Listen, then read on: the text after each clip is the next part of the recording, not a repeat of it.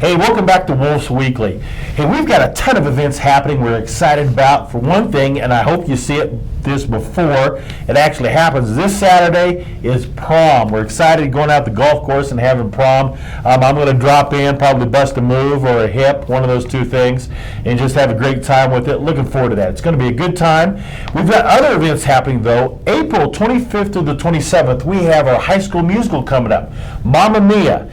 You old folks, my age, give or take a number of years, remember the ABBA music. Well, this is an opportunity for you to come, and I guarantee you half that audience will be singing along kind of quietly because the songs are just awesome. So I'm looking forward to seeing that. Also, we have some high school vocal concerts coming up April 30th and May 2nd, so we're looking forward to that.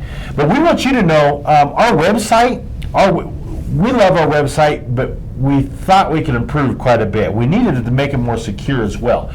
So we're doing that by having a new one. So April 15th, we are going to make a switch into a new website. During that day, you may have trouble getting on that website because we're going to be in transition, but that's the day we're transitioning to start a new website for our school district. So we're excited about that and want you to turn in.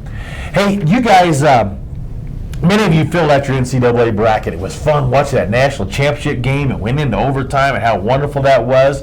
And I remember last year was the first time ever a number 1 seed team got knocked off by a number 16 seed team. That had never happened in the history. How embarrassing is that for the University of Virginia to get knocked out by a number 16? I mean, it was, the name of the team was like the Retrievers. No one ever heard of that team. But the coach, he met with his kids in the locker room, and one of the things he said to them says, if you learn to use it, that adversity, if you learn to use that adversity right, it will buy you a ticket to a place you could not have gone any other way.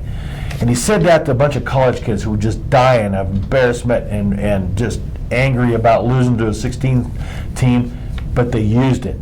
So the national champion this year was a team that got knocked out by the 16 team last year, University of Virginia. And how amazing is that? You know, and because they were brave, they fought through it. You know, us old Star Trek fans, you know, we always hear to bravely go where no one has gone before. Well, our students, we challenge them to do that. And I'm watching our students do that. And today, I'm fortunate enough that we have a student with us that is not afraid to make a difference that no one really believes they can make, but they're going to do it anyway. Eric, thanks so much for jumping in with us today. Hey, you're taking on a project, and it's huge, and it's on the other side of the world. Tell us a little bit about what's happening with your project and how we can help. Yeah, so on April 28th, we're having a Walk for Water, but I want to back up to why we're doing the Walk for Water. Good. There's this big thing going on. It's called the global water crisis that no one really knows about, but it's a huge thing affecting 600 million people. 600 million people don't have access to clean drinking water, and the only way they can get water is by walking 5 kilometers to get dirty water from a river or stream. And these aren't adults like you getting the water. It's kids that should be in school just like me and you, but they're out getting water. So instead of getting the education and trying to help themselves, they're having to go get water. And it's really bad overall. And it's dirty water, so they're getting sick at the same time. So what we want to do is we want to get a well, a clean water well in South Africa, in Eswatini. In order to do this, we need $12,000. $12,000 does not grow on trees. So what we're doing is we're getting this Walk for Water together. Yeah. Oh, so $12,000, you can change lives. You can change your community. You can change South Africa, starting there in Swaziland.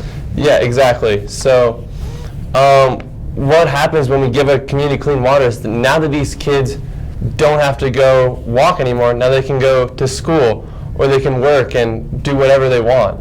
Right. Now it opens so many doors. It's great. So your project, how can they help? Yeah, so there's a lot of ways you can help. Best thing to do is to go to the website and register or donate. Registration is $25, and then you get to walk the 5K and you get a t-shirt and a water bottle.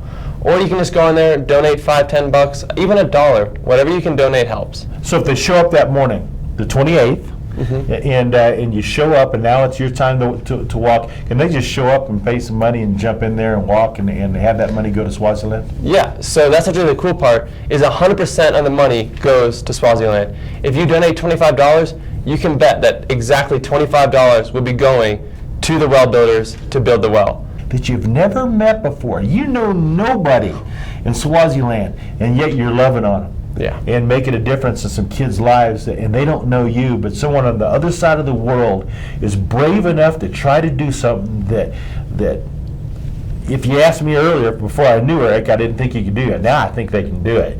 And that kind of difference is something adults that we need to model, and they're modeling it for us right now. I think about those tough things that are happening. I think about President Kennedy when he gave the speech when we were going to try to send a man to the moon and bring him home safely. And his speech said, "We choose to go to the moon in this decade and do other things, not because they're easy, but because they are hard."